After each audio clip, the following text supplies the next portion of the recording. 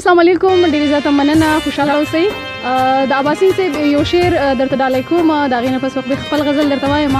عباسین صاحب وایي چې زه چې کله هم د تلو خبر وکم په مکې وایي چې کښېنه لا وختي دی. غزل دی چې لکه دشمن دی د پردو شانتي راونه کاته، لکه دشمن دی د پردو شانتي راونه کاته، نن دی په سترګو کې سرو شانتي راونه کاته. او ما ته محسوس شو چې دا هر څه یو څو ورځو له قربان چې تلې تا د هغو شانتي راونه کاته. مننه. او سفر چې اوږد شي او موږ ډېرې خبرې وکړو، ولې ها تا خو د ژوندو شانتي راونه کاته. مننه. وایي چې خیر دی که زه وې سېزلی نقصان ماته کېدو، لمبه شي تا خو د لمبو شانتي راونه کاته. ډېره مننه. او مقصد چې ته چې روان شوې